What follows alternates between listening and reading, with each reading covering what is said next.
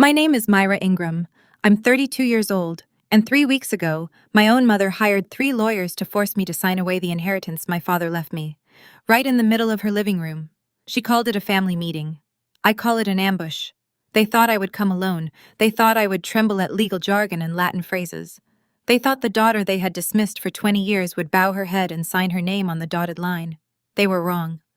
Before I tell you what happened next, please take a moment to like and subscribe, but only if you genuinely enjoy this story, and let me know where you're watching from and what time it is there. To understand why I was standing in that room, I need to take you back 25 years to the day my parents divorced. I was 7 years old when my world split in two. My father, Thomas Ingram, was a carpenter. He built things with his hands: furniture, cabinets, dreams. What he couldn't build was a defense against my mother's lawyers. He didn't have money for the good ones. So, when the divorce was finalized, he lost almost everything. Mom got the house, Mom got custody, Dad got 2 weekends a month and a heart full of regret. I still remember the last time he dropped me off at Mom's place after one of those weekends. He knelt down on the porch, his callous hands gentle on my shoulders. "Remember this, sweetheart," he said. "No matter what anyone tells you, I'm always here. I'll always love you." I didn't understand why his eyes were wet. I was 7. I thought dads just cried sometimes. A year later, Mom remarried. Richard Porter walked into our lives with his pressed suits and his daughter Melissa from his first marriage. Suddenly, our family had a new structure, one where I didn't quite fit. Richard never hit me. He never yelled. He did something quieter, something that left no bruises, but carved deep grooves into my sense of self. He simply acted as if I wasn't there. At dinner parties, Mom would introduce the family. "This is my husband, Richard, and this is Melissa, our daughter." Then, almost as an afterthought, "Oh, and this is Myra. She's from my previous marriage." Every time she said it, I felt myself shrink a little smaller. I learned to become invisible in that house. Invisible was safe. Invisible meant fewer questions, fewer comparisons, fewer moments where I came up short against Melissa's piano recital and honor roll certificates. But invisible also meant forgotten. The favoritism wasn't subtle. It was a system carefully maintained. When I was 16, I asked Mom for money to buy textbooks for the new semester. She looked at me like I'd asked for a diamond necklace. "Ask your father," she said. "He's supposed to provide for you." That same week, Melissa got a brand new car for her 18th birthday. A silver Honda Civic with a bow on the hood. The whole family gathered to watch her squeal with delight. I started working after school, washing dishes at a diner on 5th Street, mowing lawns for the neighbors. Every dollar I earned felt like a small rebellion. Richard noticed. Of course he did. "She's just like her father." He told Mom one night, not bothering to lower his voice, going to spend her whole life doing other people's dirty work. I pretended I didn't hear, but I heard. I always heard. The worst part came at my high school graduation. I had ranked top of my class in mathematics. A small victory, but mine. I expected nothing from my family, and they delivered exactly that. Mom forgot to invite the relatives. No aunts, no uncles, no cousins lined the auditorium seats. But someone was there. In the back row, wearing his old brown jacket that was slightly too big for his thinning frame, sat my father, Thomas Ingram. He clapped louder than anyone when my name was called. I could hear him over the entire crowd. After the ceremony, he found me outside. His eyes were shining again, like they had been all those years ago on the porch. He pressed an envelope into my hand. "I've been saving," he whispered. "For your college. Don't tell your mother. I kept that secret for 14 years until Dad died, and the secret became a storm." The call came on a Tuesday, 7:04 a.m. I was pouring my first coffee of the day when my phone buzzed with an unknown number. I almost didn't answer. I wish I could say I'm glad I did, but the truth is more complicated than that. "Ms. Myra Ingram." The voice was older, measured, professional speaking. "My name is Harold Whitmore. I'm an estate attorney. I was your father's lawyer and his friend." A pause. "I'm very sorry to inform you that Thomas Ingram passed away 3 days ago. It was his heart. He went peacefully in his sleep." The coffee cup slipped from my fingers. I watched it fall in slow motion, dark liquid splashing across the white kitchen tiles. I couldn't move to catch it. 3 days. My father had been dead for 3 days. "Miss Ingram, are you still there? Who else knows?" My voice sounded foreign to my own ears. "Your mother was notified along with her husband." Of course they were, and not one of them had called me. Not a text, not a message. My own father was dead. and I found out from a stranger. Mr. Whitmore. I steadied myself against the counter. Why are you calling me? Your father left a will, Miss Ingram. A very specific one. He named you as the sole beneficiary. I'd like to meet with you to discuss the details. Sole beneficiary. The words didn't make sense. Dad was a carpenter. He lived in a modest house, drove a 15-year-old truck. There must be some mistake. No mistake. Harold's voice softened slightly. Thomas was very deliberate about this. He made me promise to find you first before anyone else. And Miss Ingram, he asked me to tell you not to contact anyone in your family about our meeting. He was very specific about that. My heart was pounding. Why? Because he knew they would try to take it from you. Harold Whitmore's office smelled like old books and furniture polish, the kind of smell that made you trust what happened inside these walls. He was older than I expected, silver-haired, wire-rimmed glasses, the weathered face of a man who had seen too many families tear themselves apart over money. He gestured for me to sit. A thick folder lay on the desk between us. Your father came to me 23 years ago, Harold began, right after the divorce. He wanted to make sure that if anything ever happened to him, you would be protected. He opened the folder. Inside was a document I recognized, a last will and testament along with photographs, bank statements, property records. The house on Maple Street. Market value approximately $550,000. A savings account containing $180,000, some personal effects. Harold looked up at me. Total estate value is just under $800,000. I couldn't breathe. That's impossible. Dad was a carpenter. He was a carpenter who sold his workshop 15 years ago and invested wisely. Small rental properties mostly. He lived simply so he could leave you this. Harold's voice was gentle. He never touched the principal. He wanted you to have it all. My eyes blurred. All those years living in that one-bedroom house, driving that old truck, wearing the same brown jacket to my graduation. He could have lived better. He chose not to. Harold slid another item across the desk, a sealed envelope, my name written in Dad's familiar handwriting. He asked me to give you this when the time came. But Myra Harold hesitated. He also asked me to tell you not to open it until you need it. He said, "You'll know when." I took the envelope. It weighed almost nothing. But somehow it felt heavier than everything else in the room. There's one more thing, Harold said. Your mother. She's already asking questions. The silence lasted exactly 1 week. Then the phone calls started. Aunt Linda was first. Mom's younger sister, the one who always wore too much perfume and spoke in whispers at family gatherings. Myra, honey. Her voice dripped with practiced concern. I heard about your father's passing. Such a shame. And I heard there was some money involved. I said nothing. Sweetheart, your mother is very upset. She feels like you're shutting the family out. Don't you think you should share what Thomas left? After all, she was married to him, too. I hung up. Uncle Robert called next. Then, Cousin Denise. Then people I hadn't spoken to in years. All suddenly remembering my number, all with the same script. Your mother is heartbroken. Family should stick together. Thomas would have wanted you to share. Would he? I thought about the envelope in my drawer, still sealed. I thought about Harold's words. He knew they would try to take it from you. Finally, Mom herself called. It was a Thursday evening, and her voice was sweet. Too sweet. The kind of sweet that used to precede punishment when I was a child. Myra. Darling, I've been trying to reach you. I heard about the will. Who told you? She ignored the question. We need to talk about this as a family. Your father and I were married for 9 years. Whatever he had, I helped him build. Surely you understand that. The will says otherwise. Silence. Then cooler. We should meet, discuss this properly. I'll arrange a family meeting this weekend. My house Saturday at 2. Fine. And Myra. Her voice hardened just slightly. Don't be difficult about this. We're your family. Everything can be resolved if you just cooperate. I didn't sleep that night. Something was coming. I could feel it. Before the family meeting, I agreed to meet Mom for coffee. Just the two of us, she said to talk things through. She didn't come alone.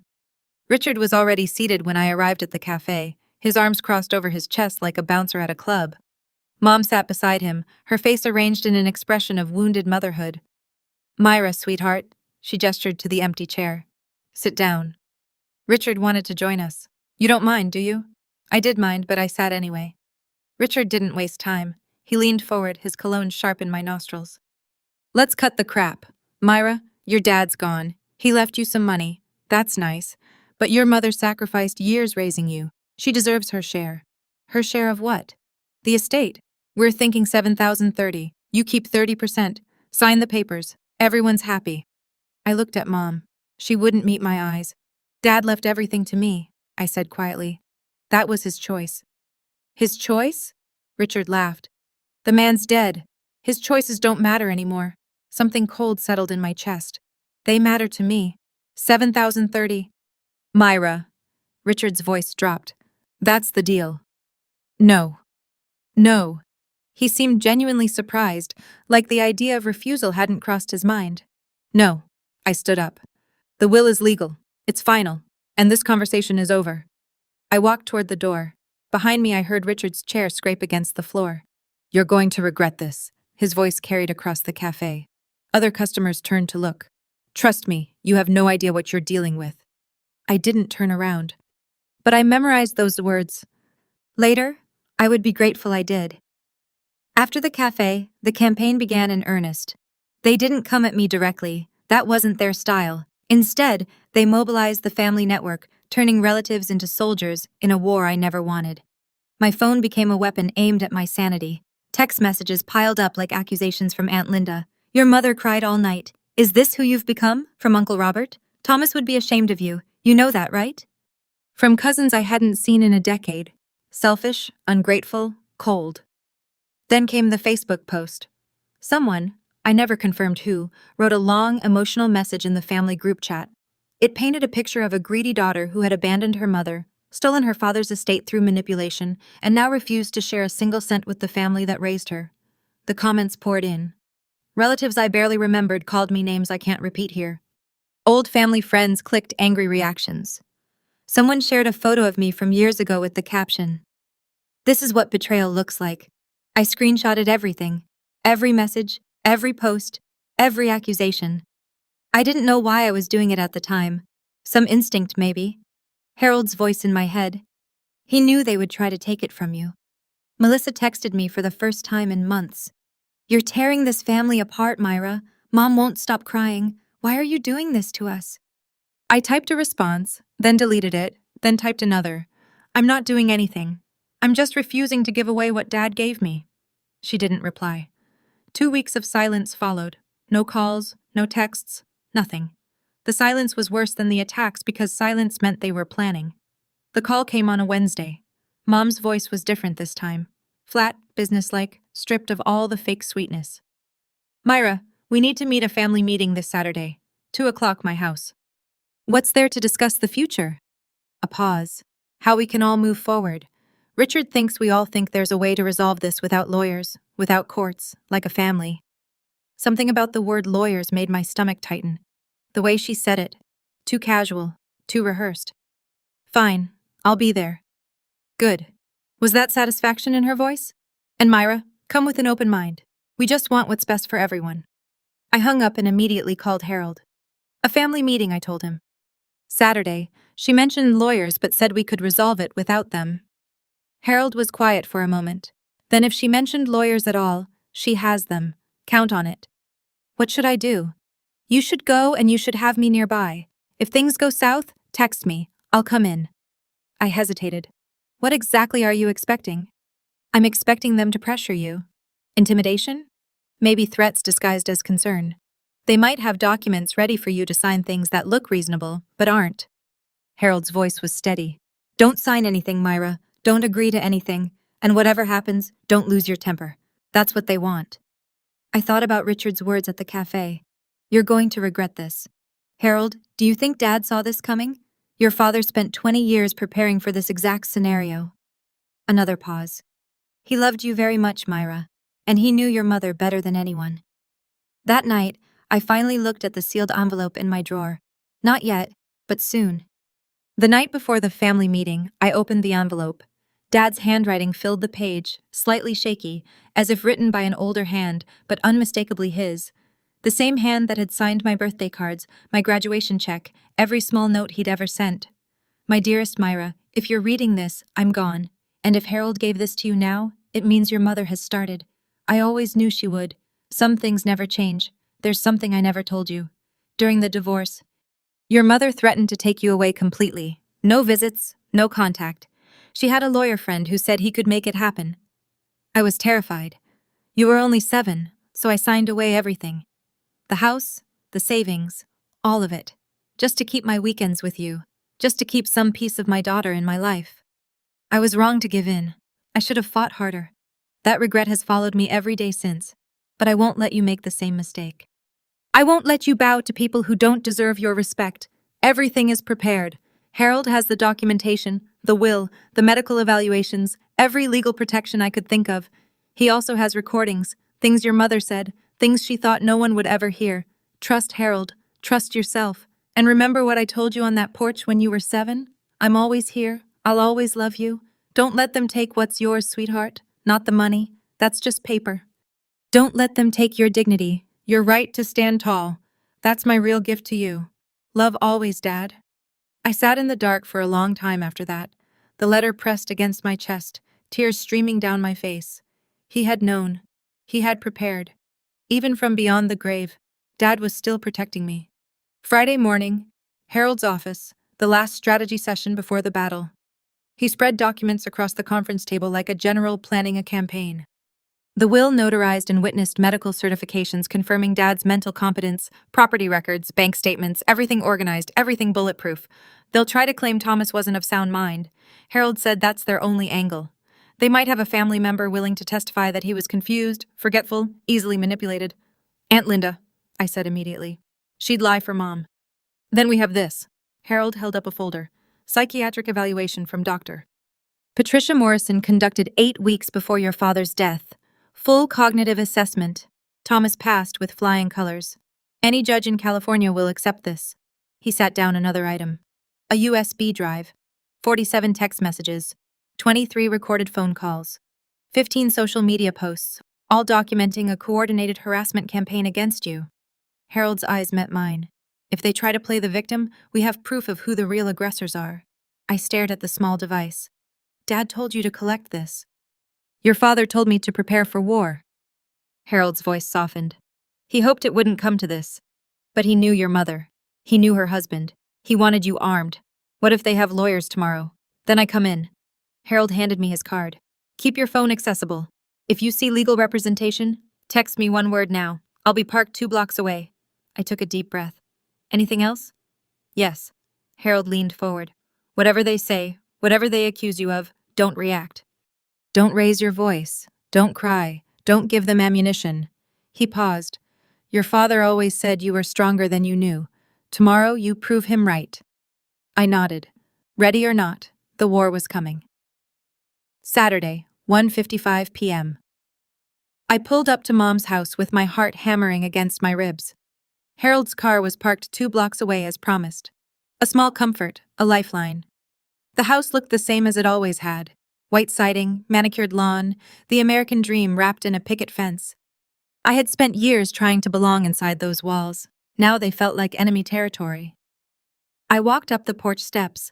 Before I could knock, the door swung open. Mom stood there, her smile too wide, too practiced. Myra, you came. She leaned in for a hug. I didn't return. Come in. Come in. Everyone's waiting. Everyone. The living room was fuller than I expected. Mom and Richard occupied the main sofa. Aunt Linda perched on an armchair, avoiding my eyes.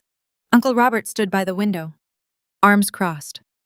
Melissa sat in the corner, scrolling through her phone. And then there were the 3 people I didn't recognize. 2 men in expensive suits, 1 woman with a leather briefcase, all seated at the dining table, which had been cleared except for stacks of paper and a digital recorder. Mom followed my gaze. Her smile didn't waver.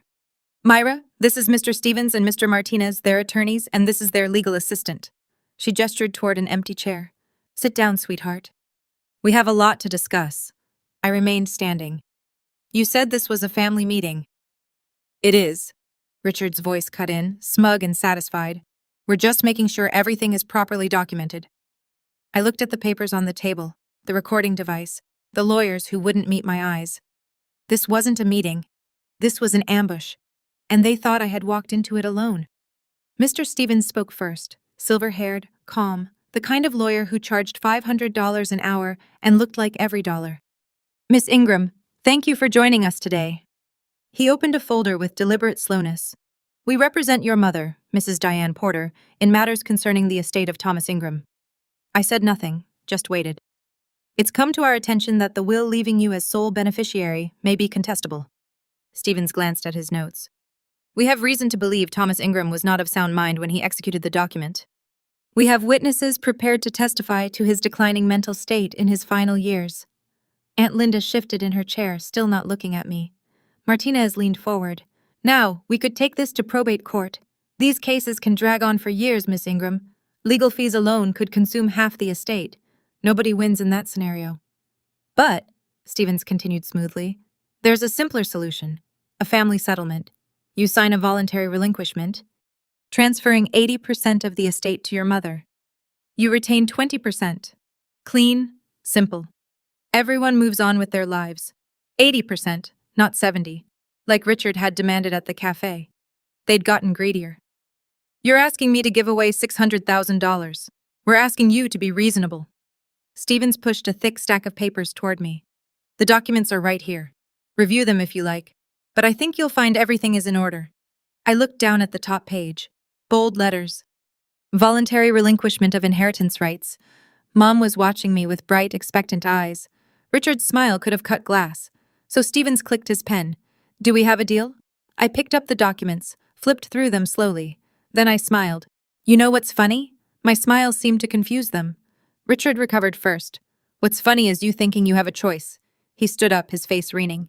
You're a nobody, Myra. A nobody with a nothing degree working a nothing job. And now you've got a little money, and suddenly you think you're better than us. Richard? Mom started. No, Diane. She needs to hear this. He jabbed a finger in my direction. You're just like your father. Stubborn, stupid. He spent his whole life doing other people's dirty work, and he died alone in that crappy little house. That's your future, sweetheart. That's what you're protecting.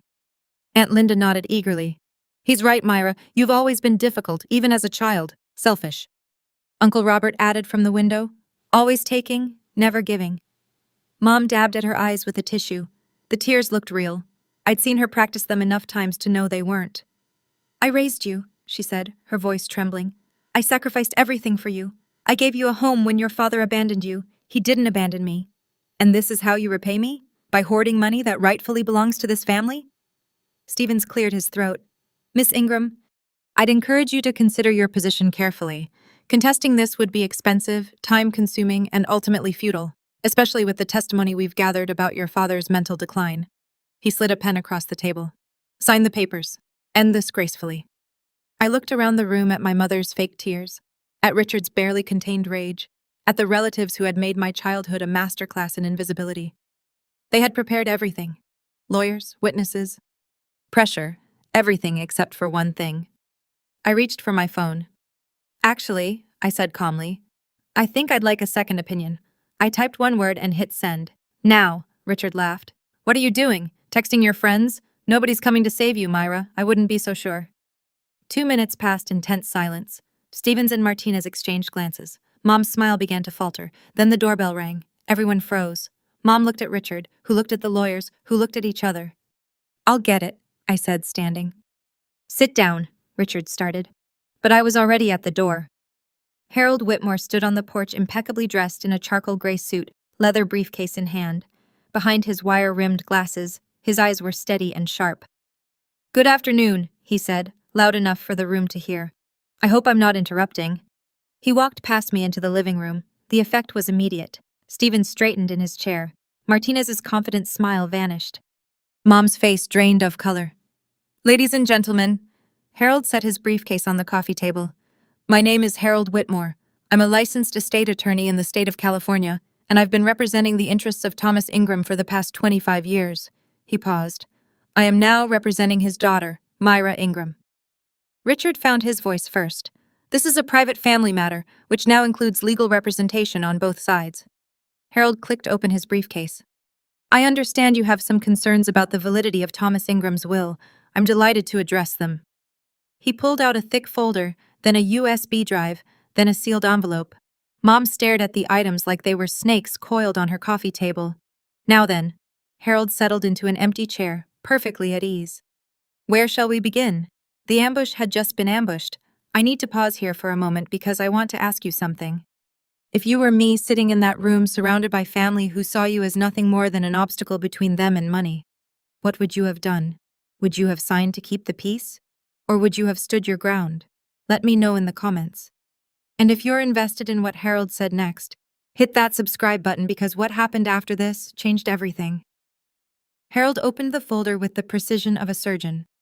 Let's start with your claim that Thomas Ingram was not of sound mind when he executed his will. He slid a document across the table toward Stevens.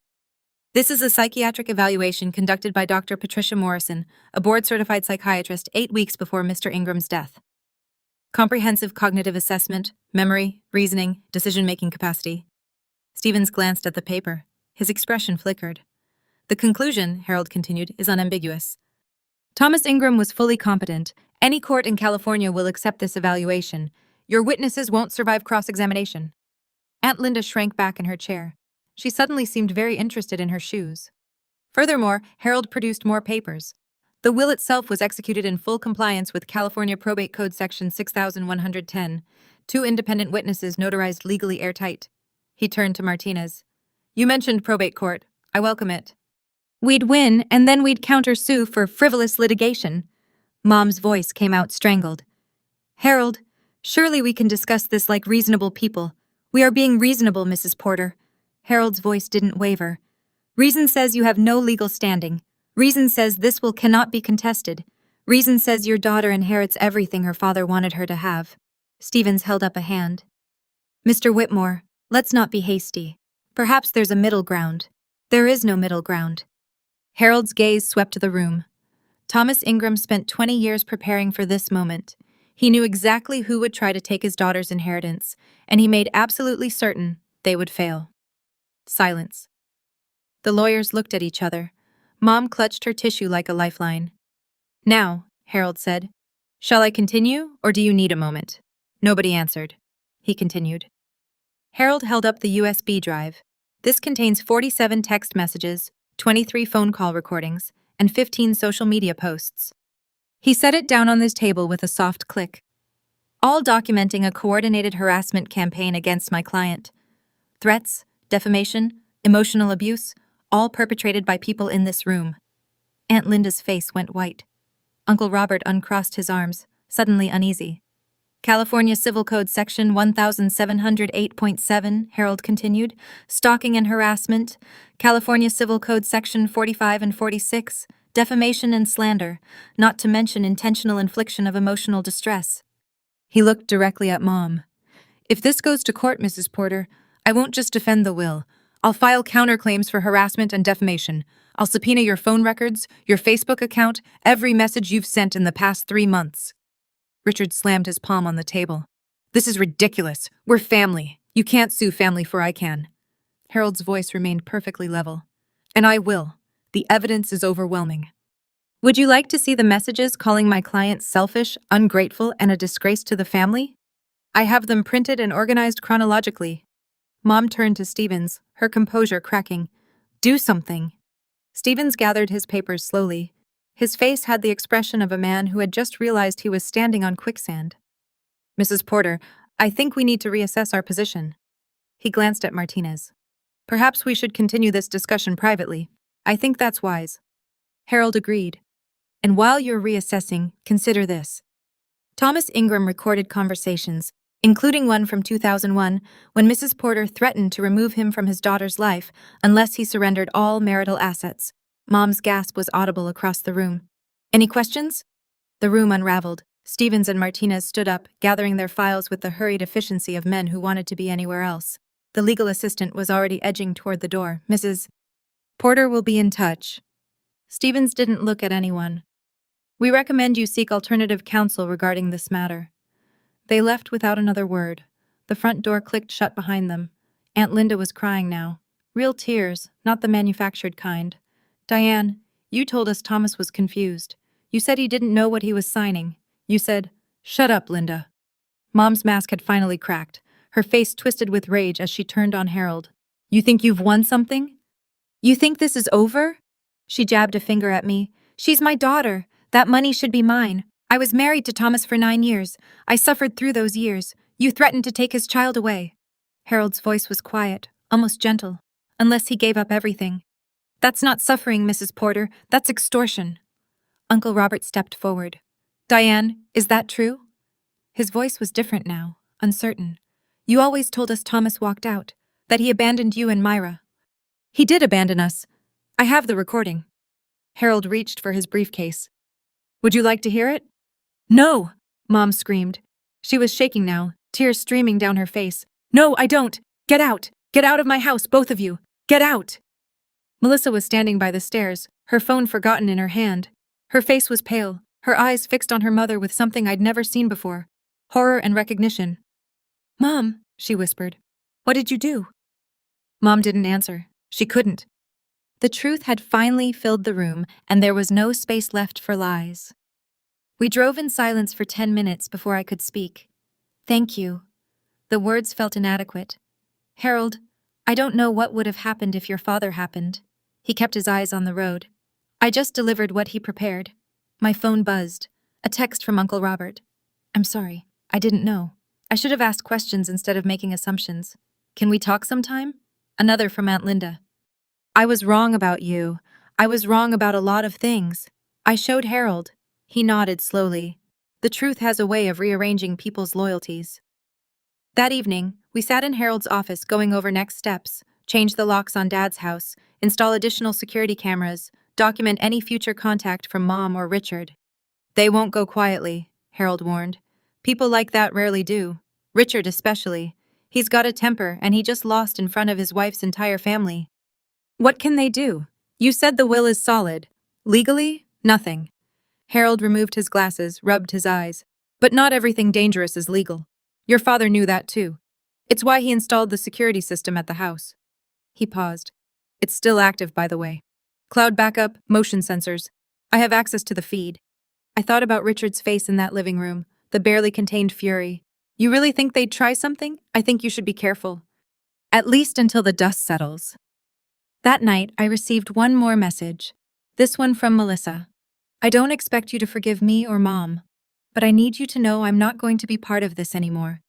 And Myra, please be careful. Dad, Richard, he said some things tonight. I'm scared for you. The dust wasn't settling. It was just getting started. 2 weeks of silence followed the meeting. No calls, no texts, no Facebook posts. It should have felt like victory. Instead, it felt like the calm before a hurricane. I started spending time at Dad's house, my house now, sorting through his belongings, preparing to move in. Every drawer I opened felt like a conversation with him. Old photographs, receipts from woodworking supplies, a coffee mug that said "World's Best Dad" in faded letters. One night, around 11, my phone buzzed with an alert from the security app Harold had set up. Motion detected, front yard. I opened the live feed, my heart suddenly racing. A dark pickup truck sat at the curb, headlights off, engine running. I couldn't see the driver through the tinted windows, but I recognized the truck, Richard's Ford F-150. For 15 minutes, it just sat there. I watched, barely breathing, as the camera recorded every second. Then, without warning, the truck pulled away and disappeared down the street. I called Harold immediately. Could be nothing, he said, though his voice was tight. Could be he was just checking on the property. Seeing if you've moved in at 11 at night. Call the police, make a report, create a paper trail. I did. The officer who came was polite, but not particularly concerned. No crime's been committed, ma'am. We'll note it in the file. Call us if anything else happens. Anything else? Like what?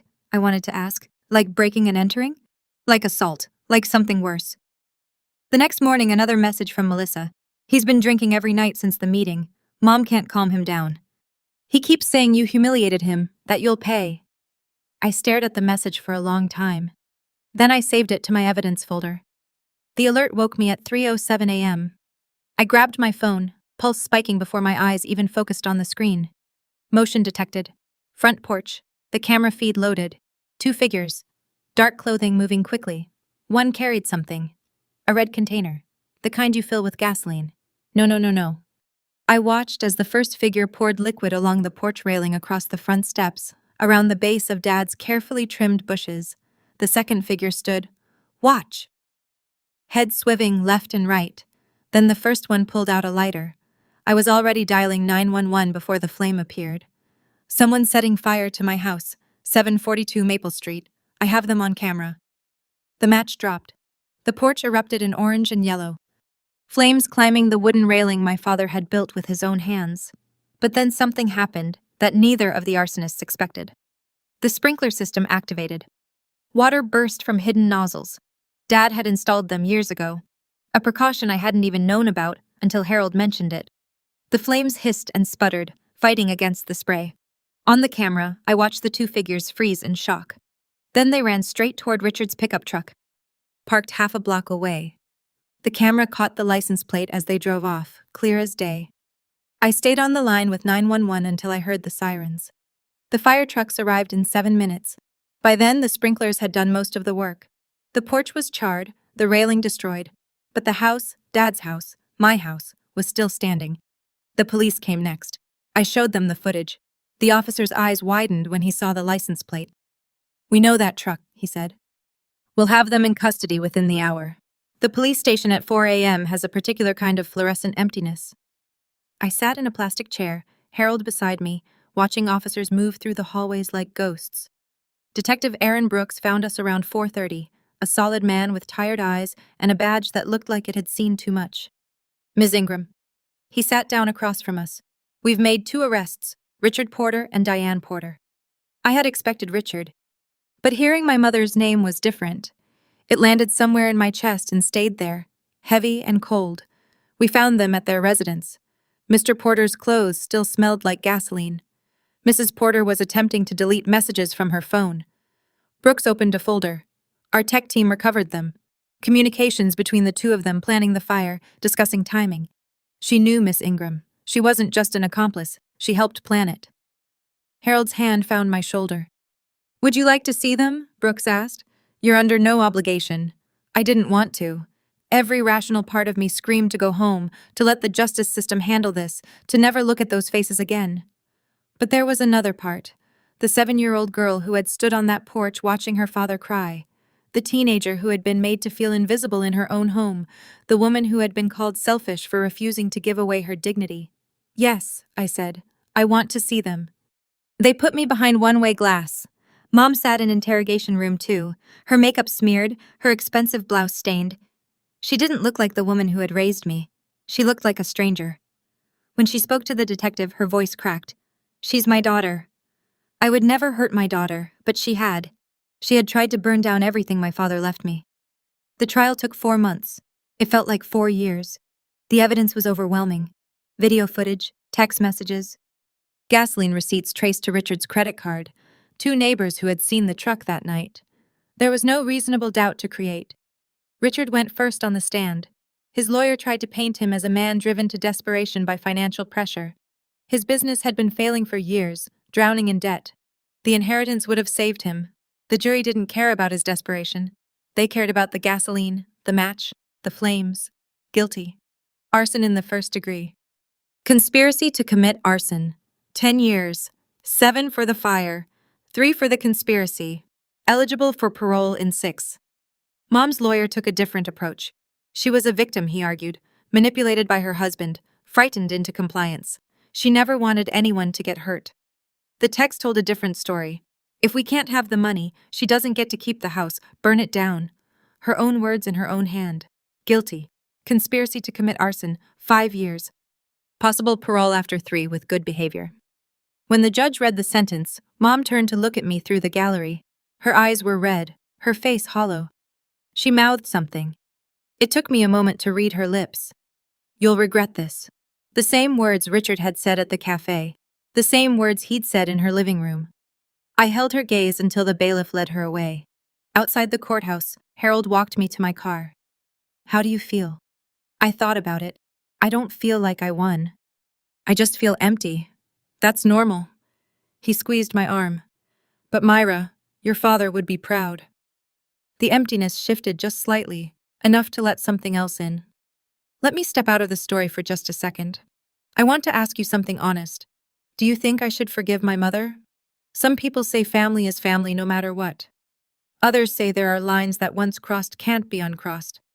I'd really like to know what you think. Leave a comment and let me know. And if you've ever had to set a hard boundary with someone you love or someone you were supposed to love, you're not alone. What my father wanted me to do next. It surprised even me. The story made the local news. Daughter's inheritance leads to arson plot. My face pixelated on the evening broadcast, but everyone who knew me recognized the house. Work got complicated. My colleagues didn't know how to act around me. Some offered awkward sympathy.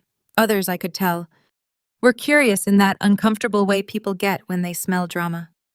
I kept my head down, did my job, tried to remember that I had nothing to be ashamed of. The family fallout was messier. Aunt Linda sent a 5-page handwritten letter. She detailed everything she remembered from my parents' divorce. Things Mom had told her, things she now realized were lies. At the end, she apologized for believing the wrong person for 20 years. Uncle Robert cut ties with Mom completely. He visited me once, standing awkwardly in Dad's living room, now my living room. I watched your father cry at your graduation, he said. I didn't understand why. Now I do. He left without asking for anything. That meant more than any apology could. Melissa was the most complicated. She called a week after the sentencing. Her voice was small, nothing like the confident girl who used to get everything while I got nothing. I'm not asking you to forgive me, she said. I know I was part of the problem. I watched them treat you like you didn't matter, and I never said anything. I didn't argue, but I want you to know I'm not her. I'm not going to become her. She took a shaky breath. I'm in therapy now, trying to figure out how much of who I am is really me and how much is just what they made me. That's good, I said, and I meant it. Can we maybe start over? Not as sisters, just as two people who share some history. I thought about it. We can try. 6 months after the trial, Harold called me to Dad's house for one last meeting. Thomas asked me to wait, he explained as we stood in Dad's old workshop, the one he'd converted into a study after selling the business. He wanted to make sure the storm had passed before you saw this. Harold walked to the built-in bookshelf and pressed something I couldn't see. A panel clicked open, revealing a hidden compartment. Inside was a wooden box, hand-carved, polished to a warm glow. The kind of box my father used to make for his best customers. He made this for you, Harold said quietly. Spent 3 months on it. Said it was the most important piece he ever built. I lifted the lid with trembling hands. Photographs, dozens of them. Me at 7 grinning with missing teeth. Me at 12 holding a math trophy. Me at 18 in my graduation cap. Me at 25 shaking hands with my boss at my first engineering job. Every picture had a note on the back, Dad's handwriting. Myra, age 7. The day I had to leave, I promised myself I'd find a way back to you. Myra, age 12. I was in the back of the auditorium. You didn't see me, but I saw you. Myra, age 25. I drove 3 hours to watch you walk into that office building. My daughter, the engineer. My heart nearly burst. The last picture was recent. Me standing in front of my apartment taken from across the street. The note read, "My beautiful girl, every choice you've made on your own." I couldn't be more proud. The money is just paper. These moments, this is what I'm really leaving you. The proof that I was always there, that I always loved you, even when you couldn't see me. I held the box against my chest and wept. A year has passed since the trial. I live in Dad's house now. Our house. I kept his workshop exactly as he left it, the smell of sawdust and wood polish, his tools hanging in perfect rows on the pegboard, the workbench where he built beautiful things for people who appreciated them. Some nights I sit out there with a cup of tea and talk to him. I know he can't hear me. Or maybe he can. Either way, it helps. The money sits in an investment account, mostly untouched. I still work my engineering job. I still drive my practical car. Dad lived simply because he believed wealth was about security, not display. I understand that now. Mom is still in prison. She sends letters sometimes. I don't read them. That's not cruelty. It's protection. Harold helped me see the difference. Richard has another 4 years minimum. I have a permanent restraining order for when he gets out. The legal system moves slowly, but it moves. Melissa visits occasionally. We're not close. I don't know if we ever will be, but we're not strangers anymore. She's building her own life, far from the shadow of our parents' choices. I respect that. The family reunions I used to dread. I don't attend them, not out of bitterness, but because I've learned that obligation isn't the same as love, and DNA isn't the same as loyalty. I have dinner with Uncle Robert once a month. Aunt Linda sends Christmas cards. These small connections, freely chosen, mean more than all the forced proximity of my childhood. I'm not angry anymore. Anger takes too much energy, and I have better uses for mine, but I'm not naive either. I know what people are capable of when money is involved. I know what my own mother was willing to do. I won't forget. But I refuse to let it define me. Sometimes I stand on the front porch, rebuilt now with the same design Dad originally created, and look out at the street where everything almost ended. I think about the fire, the sprinklers kicking in like Dad was reaching through time to protect me one more time. The cameras that caught every second. The planning and preparation of a man who knew his ex-wife better than anyone, who understood that some people don't stop until they've taken everything or destroyed what they can't have. He didn't just leave me money, he left me armor. And more than that, he left me permission. Permission to say no. Permission to set boundaries. Permission to walk away from people whose love has conditions attached. Price tags scribbled in the margins. I used to think family meant forever, no matter what. I used to think blood obligated you to forgive anything, endure anything, accept anything. Dad taught me different. Not through words, through actions. Through 20 years of patient waiting. Careful planning and quiet, steady love that asked nothing in return.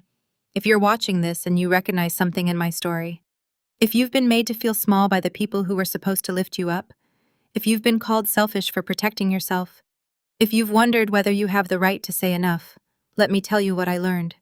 You don't owe anyone your dignity, not your parents, not your siblings, not anyone. Love should feel like warmth, not like a transaction. And boundaries aren't walls you build to keep people out. They're doors you install so you can choose who gets in. My father left me a house. He left me money. But the real inheritance was simpler and more valuable than any of that. He left me the right to stand tall, and I will never let anyone take that from me again. Thank you for staying with me until the end. If this story meant something to you or made you think about the boundaries in your own life, I'd love to hear about it in the comments. Have you ever had to stand up to family? How did it change you? If you want more stories like this one about family, about justice, about finding your voice, subscribe and check out the other videos in the description. I'll see you in the next